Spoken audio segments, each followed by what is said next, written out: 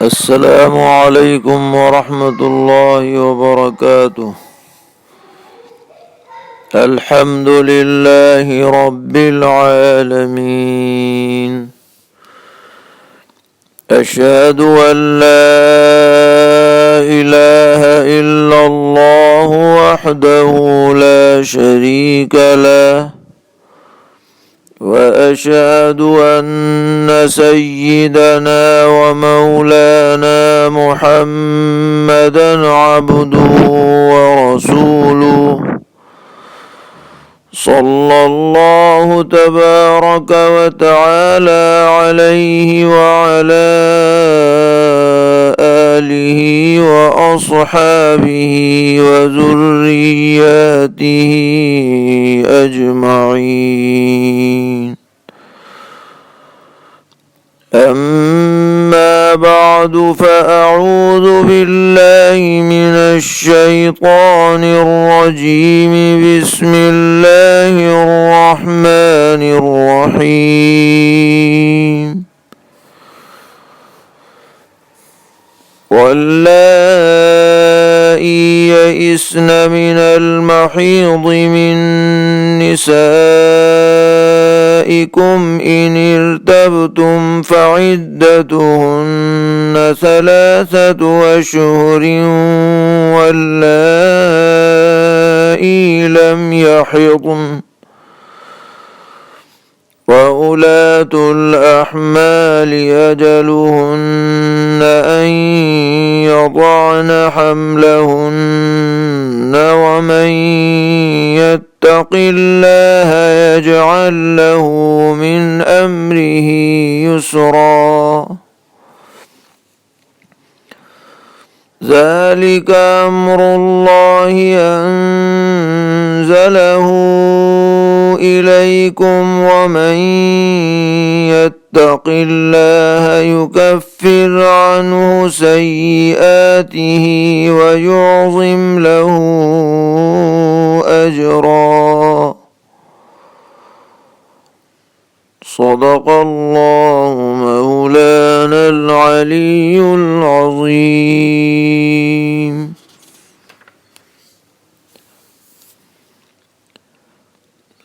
سورہ طلاق کی تفسیر چل رہی ہے، اور گزشتہ آیات میں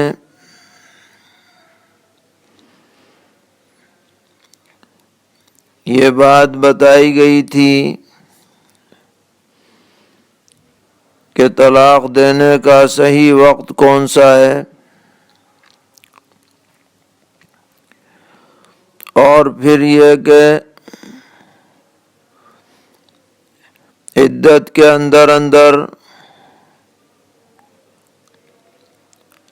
طلاق رجعی کی صورت میں رجعت کا اختیار رہتا ہے، اور اگر چھوڑنے ہی کا ارادہ ہو تو عدت گزرنے کے بعد خوش اسلوبی کے ساتھ چھوڑ دینا چاہیے.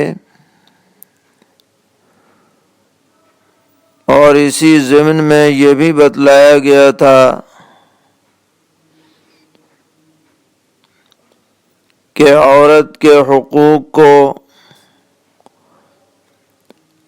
بہترین انداز میں ادا کرنے کی فکر کرو، یہ سوچتے ہوئے کہ تم ایک مومن ہو اور آخرت پر یقین کرنے والے ہو. ایسا نہ ہو کہ آخرت میں کسی کوتاہی کی وجہ سے پکڑ میں آ جاؤ. نیز یہ بھی بشارت سنائی گئی تھی کہ اگر میاں بیوی اللہ سے ڈرتے ہوئے زندگی گزاریں گے تو ان کی ہر مشکل آسان ہو جائے گی، اور اللہ تعالیٰ غیب سے ان کے لیے گزارے کا انتظام فرمائیں گے۔ اب اسی مضمون کو آگے بڑھاتے ہوئے جو طلاق کا موضوع چل رہا ہے اسی سے متعلق یہ فرمایا جا رہا ہے کہ عورتیں دو طرح کی ہو سکتی ہیں۔ جو عدت گزارنے والی عورتیں ہیں یا تو وہ ہیں کہ جن کو ماہانہ ناپاکی کا سلسلہ جاری ہے، تو ان کے بارے میں تو سورہ بقرہ میں فرما دیا گیا تھا کہ ان کی عدت 3 مرتبہ کی ناپاکی کا زمانہ ہے، جو 3 مہینے بھی ہو سکتے ہیں، کم و بیش بھی ہو سکتے ہیں۔ لیکن اس کے علاوہ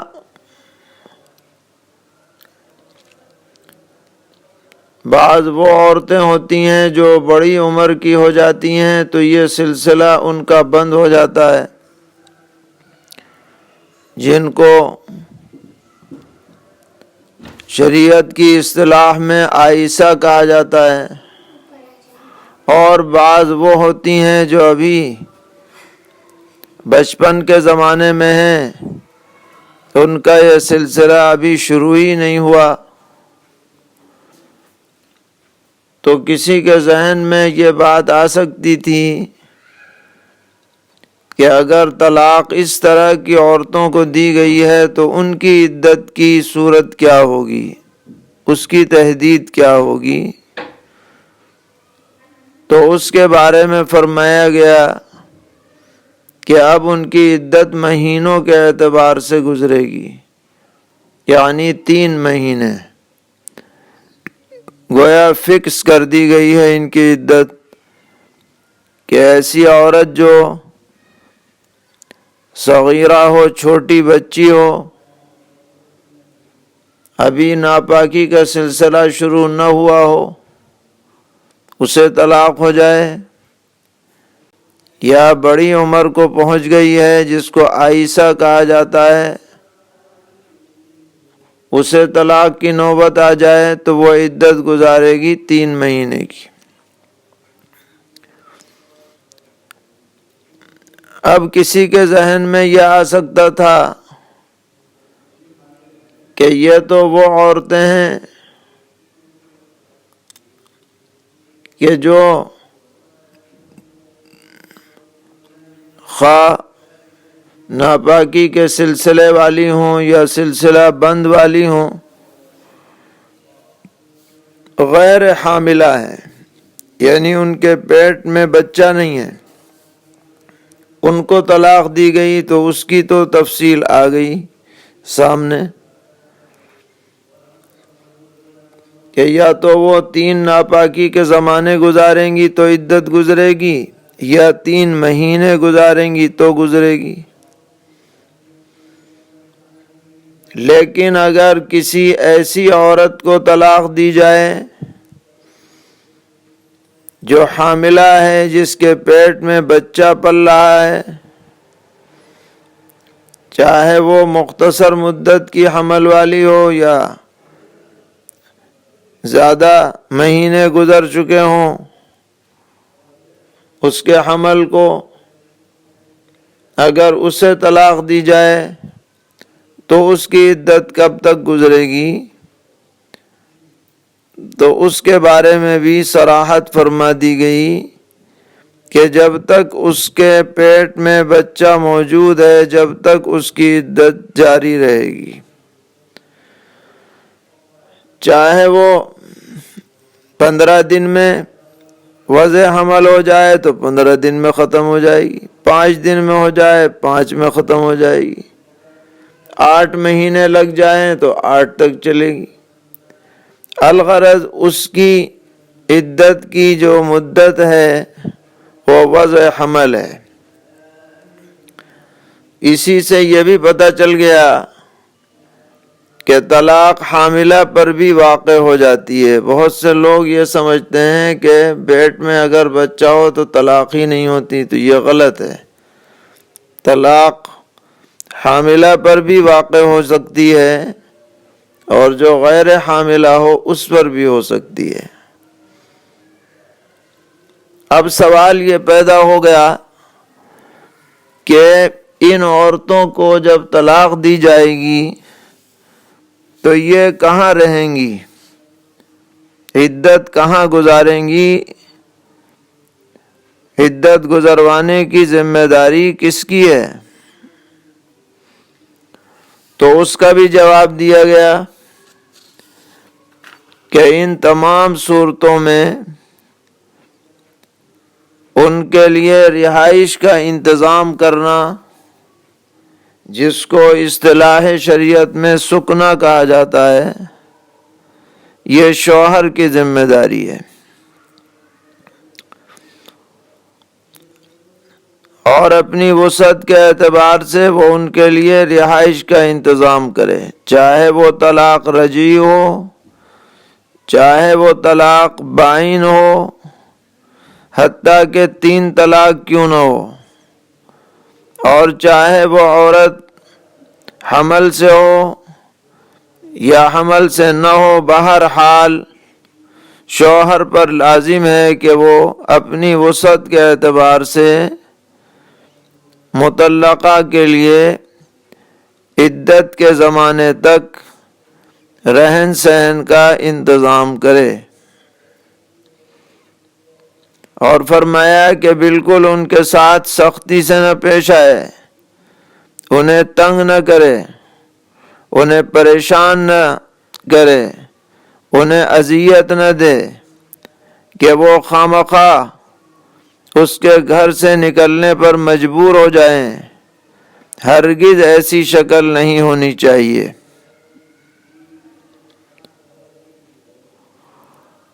حضرات فقہائے احناف نے آیت مبارکہ کے عموم کو سامنے رکھ کر ہر طرح کی مطلقہ عورتوں کے لیے شوہر پر سکنا کو بھی لازم فرمایا، اور ساتھ میں نان نفقے کو بھی لازم فرمایا ہے کہ جب اس کے گھر میں رہے گی، کہیں جا نہیں پائے گی، تو کھلانے پلانے کی ذمہ داری بھی اپنی طاقت کے بقدر شوہر ہی پر ہے۔ اب قرآن پاک کی آیت میں حاملہ معتدہ کے لیے تو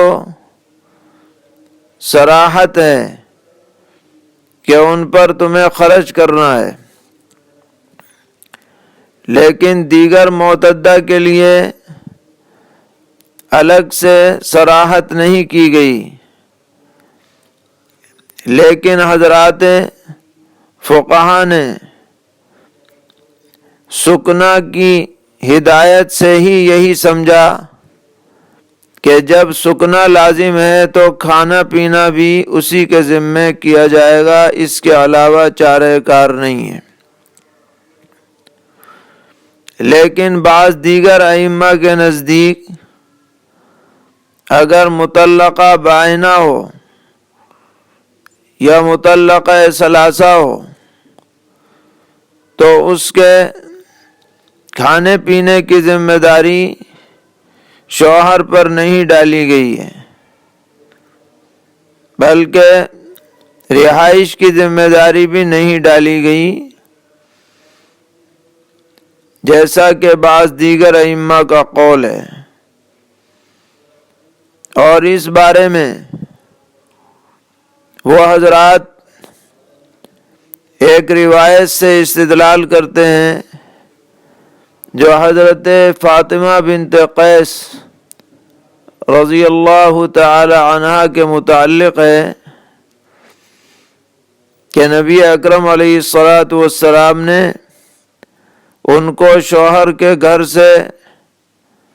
منتقل ہونے کا بھی حکم دیا، اور یہ بھی فرمایا کہ تمہیں کوئی نفقہ وغیرہ نہیں ملے گا۔ لیکن ہمارے نزدیک اس حدیث کا تعلق ایک خاص پس منظر سے ہے، اور وہ پس منظر یہ ہے کہ حضرت فاطمہ بنت قیس رضی اللہ تعالی عنہا کے شوہر سفر میں چلے گئے تھے، اور انہوں نے حضرت فاطمہ کے لیے اپنے بعض رشتہ داروں کے ذریعے متعین مقدار میں نان نفقے کا بھی انتظام کر دیا تھا۔ چنانچہ جب ان کو طلاق دی گئی اور وہ متعینہ مقدار نفقے کی ان کو پہنچانے کی بات سامنے آئی تو انہوں نے خود ہی لینے سے منع کر دیا کہ اچھا، مجھے اتنا کمتر سمجھا ہے کہ اتنا مختصر میرے لیے نان نفقہ طے کیا۔ اور دوسری بات یہ کہ وہ جس گھر میں رہتی تھیں اگرچہ وہ شوہر کا گھر تھا، لیکن ان کی گرم مزاجی کی وجہ سے دیور جیٹھ اور دیگر گھر والوں سے بات بنتی نہیں تھی، تو ان دونوں مصالح کو سامنے رکھ کر کہ نان نفقے کی مقدار انہوں نے اپنی حیثیت سے کم سمجھی، حالانکہ وہ شوہر کی حیثیت کے موافق تھی، اور دوسرے یہ کہ ان کا نبھاؤ اس گھر میں نہیں ہو رہا تھا، اس لیے جناب رسول اللہ صلی اللہ تعالی علیہ وسلم نے انہیں دوسرے گھر میں عدت گزارنے کا حکم دیا۔ لہذا جب یہ پس منظر دیکھا جاتا ہے تو اس سے یہ بات واضح ہوتی ہے کہ یہ جو حکم تھا کہ نہ سکنا اور نہ نفقہ، یہ مطلقاً تمام مطلقہ بائنہ کے لیے نہ تھا، بلکہ ان کی خاص حالت کی بنا پر تھا۔ اسی لیے بہت سے اکابر صحابہ، بالخصوص سیدنا حضرت فاروق اعظم رضی اللہ تعالی عنہ، انہوں نے حضرت فاطمہ رضی اللہ تعالی عنہا کے واقعے کو قبول نہیں فرمایا، یعنی اس سے جو حکم لگایا جا رہا ہے تمام مطلقہ بائنہ کے لیے، اس کو قبول نہیں فرمایا۔ اس لیے حضرات فقہائے احناف قرآن پاک کی اس آیت کے عموم کو سامنے رکھتے ہوئے یہ حکم دیتے ہیں کہ اگر کسی عورت کو طلاق دی جائے، خارجی طلاق ہو، خواہ بائن طلاق ہو، خواہ وہ عورت حاملہ ہو، خواہ وہ غیر حاملہ ہو، تو جب تک بھی اس کی عدت باقی رہے گی، غیر حاملہ میں 3 ناپاکی کے زمانے یا 3 مہینے، اور حاملہ میں وضع حمل، اس وقت تک اس کے رہنے سہنے اور اس کے نان نفقے کا انتظام شوہر کو کرنا ہوگا۔ لیکن یہ بتلا دیا گیا کہ یہ جو طے کی جائے گی مقدار، یہ شوہر کی وسعت کے اعتبار سے طے کی جائے گی، یہ نہیں کہ لڑکی والے اپنے حساب سے طے کر لیں۔ وہ بیچارہ مہینے میں 1000 روپے دینے کا متحمل ہے اور آپ نے 10,000 اس پہ بیچارے پہ لگا دیے، تو یہ غلط ہو جائے گا۔ دونوں جانب خیال کرنا ضروری ہے۔ ایسا بھی نہ ہو کہ شوہر وسعت زیادہ رکھتا ہے اور اس کے باوجود کم دے، یہ بھی غلط ہے۔ اور ایسا بھی نہ ہو کہ شوہر کے پاس وسعت نہیں ہے اور لڑکی والے زور زبردستی کر کے اس سے زیادہ نان نفقہ منظور کرا لیں یا اس پر عدالت کے ذریعے سے لاگو کرا لیں، یہ بھی ایک طرح کا ظلم ہے جو شریعت کو منظور نہیں ہے۔ تو قرآن پاک کا اور شریعت محمدیہ کا یہ امتیاز ہے کہ ہر معاملے میں درمیان کا راستہ اختیار کیا جاتا ہے، جس میں کسی کی بھی حق تلفی لازم نہ آئے، میانہ روی کو اجاگر کیا جاتا ہے تاکہ ہر آدمی اپنی جگہ رہتے ہوئے اپنی ذمہ داریاں حسن و خوبی کے ساتھ بجا لائے۔ تو طلاق اور عدت کے معاملے میں بھی اور نان نفقے کے معاملے میں بھی اس کو پیش نظر رکھا گیا ہے۔ یہ بات پہلے بھی عرض کی گئی اور اب بھی بتائی جا رہی ہے کہ اللہ تبارک و تعالی ہماری ضرورت سے، ہماری جبلت سے ہم سے زیادہ واقف ہیں، اس لیے اللہ تعالیٰ نے اپنی حکمت و مصلحت سے جو احکامات ہمیں دیے ہیں، ہماری بھلائی، ہماری فلاح اسی کے اندر مضمر ہے۔ اس پر پوری طرح یقین رکھنے کی ضرورت ہے۔ اسی لیے طلاق کے احکام کے درمیان میں بار بار اللہ سے ڈرنے کا ذکر کیا گیا ہے، اور مجموعی طور پر اللہ سے ڈرنے اور تقوی کا خیال رکھنے سے جو فوائد حاصل ہوں گے ان کا اگر خلاصہ کیا جائے جن کو یہاں بیان کیا گیا ہے وہ 5 ہیں کہ اگر اللہ سے ڈر کر کے زندگی گزاریں گے تو 5 فوائد حاصل ہوں گے۔ پہلی بات یہ کہ اللہ تعالی تنگی سے وسعت عطا فرمائیں گے۔ جو راستہ بالکل بند نظر آ رہا تھا اسی میں سے خیر کے پہلو اجاگر ہو جائیں گے تقوی کی برکت سے۔ دوسرا فائدہ یہ ہوگا کہ اللہ تعالی غیب سے روزی عطا فرمائیں گے، یہ بھی تقوی کی برکت سے اس کا وعدہ کیا گیا ہے۔ تیسرا فائدہ یہ اجاگر ہوگا کہ اللہ تعالی معاملات میں آسانی پیدا فرما دیں گے، جو چیز مشکل نظر آ رہی تھی انجام کار وہ آسان ہو جائے گی۔ اور چوتھا فائدہ یہ ہوگا کہ آدمی اگر تقوی والی زندگی گزارے گا تو اس کے پچھلے سب گناہ اللہ تعالی معاف فرما دیں گے۔ اور 5ویں بات اسے یہ نصیب ہوگی کہ اس کے اعمال کا عظیم الشان اجر و ثواب آخرت میں مقرر ہوگا۔ تو آپ ذرا غور فرمائیے کہ گفتگو چل رہی ہے طلاق کی، عدت کی، نان نفقے کی، مگر بیچ بیچ میں تقوی کا ذکر اور بشارتیں سنائی جا رہی ہیں تاکہ ہر آدمی اپنی بیوی کے حقوق کا خیال کرے۔ کسی بھی گھر کے اندر عورت ذات کے ساتھ ظلم نہ ہو، زیادتی نہ ہو، اس کی ایذا رسانی کا ماحول نہ ہو، اس کو ذلیل نہ کیا جائے، اس کے ساتھ اچھا برتاؤ کیا جائے، ہر حالت میں اس کے ساتھ شفقت اور خیرخواہی کا معاملہ ہو۔ اور یہ جبھی ہو سکتا ہے جبکہ آدمی کے دل میں اللہ کا ڈر ہو، کیونکہ اگر ڈر نہیں رہے گا اللہ کا تو آدمی ہر غلط کام کر گزرنے پر تیار ہو جاتا ہے۔ تو فرمایا گیا وَاللَّائِي يَئِسْنَ مِنَ الْمَحِيضِ مِن نِّسَائِكُمْ إِنِ ارْتَبْتُمْ فَعِدَّتُهُنَّ 3 أشهر وَاللَّائِي لَمْ يَحِضْنَ،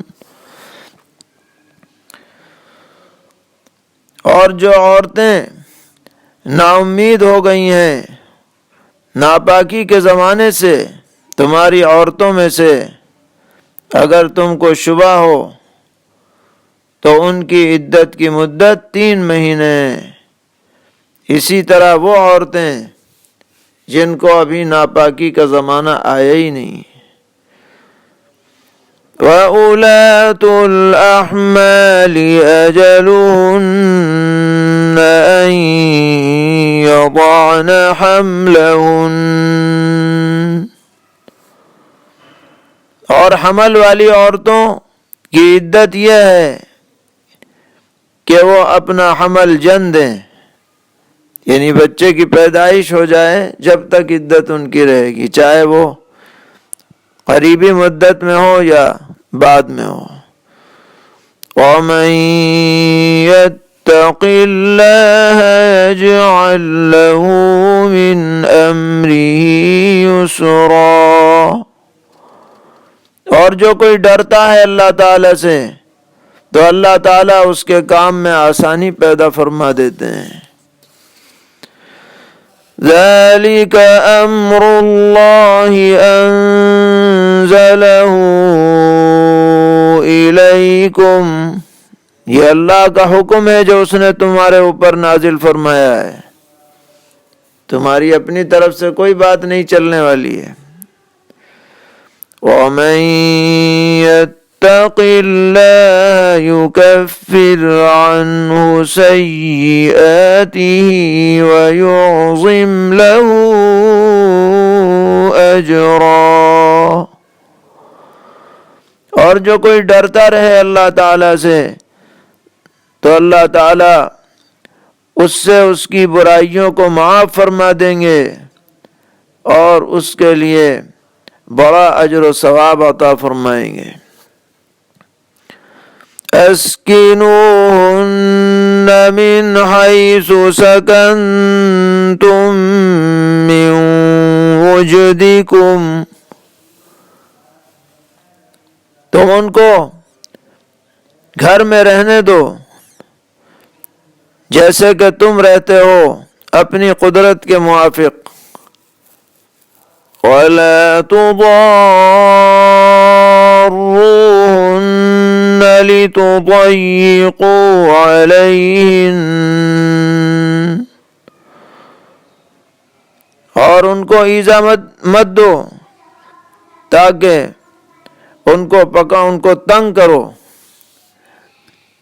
یعنی ایسا ماحول مت بناؤ کہ وہ بیچاری گھر چھوڑ کر نکلنے پر مجبور ہو جائیں، بلکہ ان کے ساتھ اچھا برتاؤ کرو، اگرچہ وہ مطلقہ کیوں نہ ہو۔ کھانے پینے رہنے کا جو بھی تم سے بہتر انتظام ہو سکے وہ کرو۔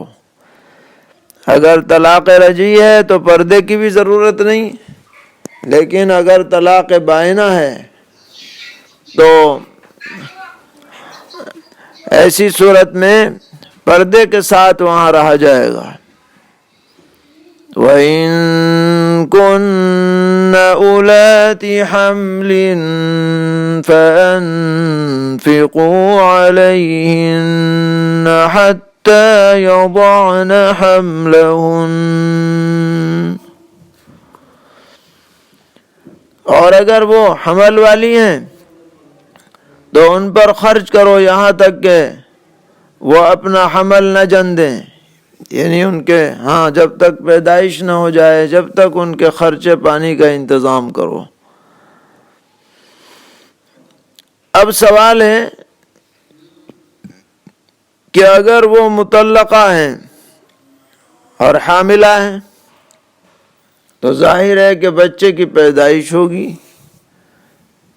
اور بچے کی پیدائش کے بعد عدت ختم۔ اب اس بچے کو دودھ پلانے کی ضرورت ہے، ماں دودھ پلائے گی، حالانکہ وہ باپ کے نکاح میں نہیں رہی۔ تو اب یہ ماں اگر یہ چاہے کہ میں تو جب ہی دودھ پلاؤں گی جب کہ مجھے دودھ پلانے کی اجرت دی جائے، اگر وہ مطالبہ کرتی ہے تو فرمایا کہ اس کے مطالبے کو قبول کیا جائے اور اس کو اس کی اجرت دی جائے۔ اور جو بھی دینا ہو آپس میں خوش اسلوبی سے طے کر لیا جائے کہ بھئی ہم اتنا ماہانہ تمہیں دیں گے۔ لیکن اگر اس کے دل میں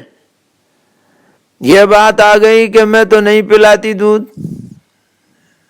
ناراضگی مثلا زیادہ ہے، تو فرمایا کوئی بات نہیں، کسی اور دودھ پلانے والی عورت سے اس سے معاملہ کر لو، وہ اسے دودھ پلا دے، اور اس بچے پر باپ خرچ کرے گا، کیونکہ یہ بچہ باپ کا ہے،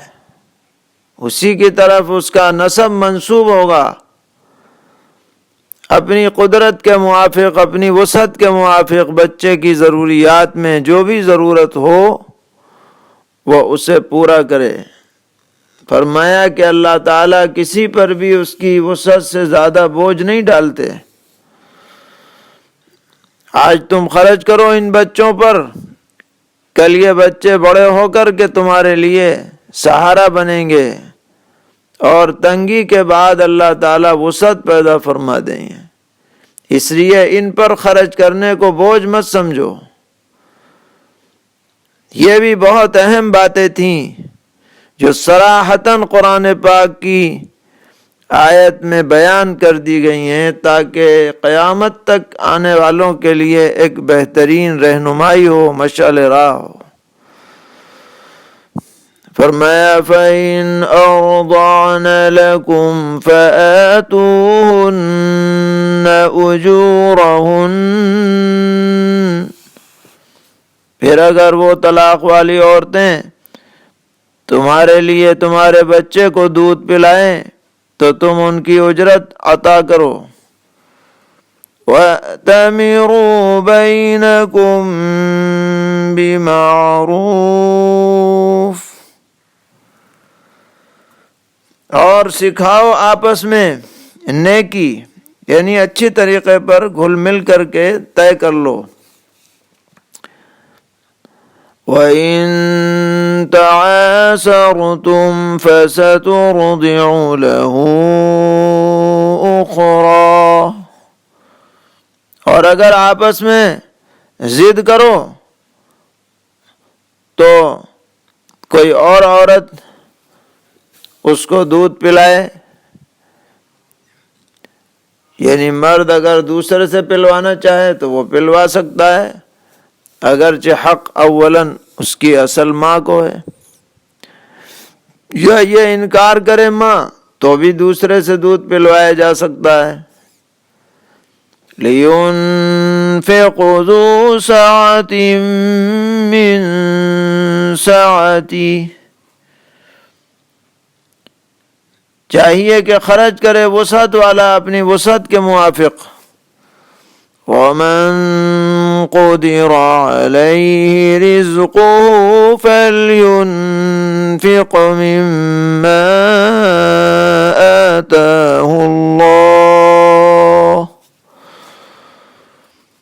اور جس کی روزی میں تنگی ہو تو خرچ کرے جتنا اللہ نے اس کو دیا ہے۔ لا يكلف الله نفسا إلا ما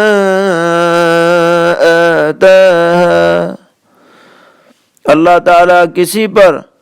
اتنا بوجھ نہیں ڈالتے مگر جتنا اس کو عطا کیا ہے۔ سَيَجْعَلُ اللَّهُ بَعْدَ عُسْرٍ يُسْرًا، تو عن قریب اللہ تعالیٰ تنگی کے بعد آسانی فرما دیں گے۔ اس سے بھی ایک مسئلہ یہ معلوم ہوا کہ بچے کی اگرچہ کفالت باپ کے ذمہ ہے، لیکن اسے جو خرچ کرنا ہے وہ خود طے کرے گا۔ بسا اوقات ایسا ہوتا ہے کہ طلاق ہو جاتی ہے، بچہ ماں کے پاس رہتا ہے، چھوٹا ہوتا ہے، تو لڑکی والے اس بچے کے خرچ کے لیے اپنے طور پر طے کرتے ہیں کہ صاحب ہمیں اتنے پیسے چاہیے بچے کے لیے، حالانکہ اس میں دراصل شریعت کی نظر میں باپ کی وسعت کو دیکھا جائے گا، نہ کہ ماں کے مطالبے کو۔ اس لیے جو ذمہ دار ہیں معاشرے کے، خاندان کے، وہ دونوں کی حیثیت اور دونوں کے تقاضوں کو سامنے رکھ کر، اور خاص طور پر باپ کے حالات کو سامنے رکھ کر انہیں ایسا فیصلہ کرانا چاہیے جس کو وہ متحمل ہو سکے۔ اتنی مقدار باپ پر ڈالنا کہ جو وہ ادا نہ کر سکے، یہ قرآنی حکم کے خلاف ہے۔ اللہ تعالی ہم سب کو صحیح سمجھ اور فہم عطا فرمائے، اور قرآنی ہدایات پر ہر مرحلے پر عمل کی توفیق عطا فرمائے۔ وآخر دعوانا ان الحمد للہ رب العالمین۔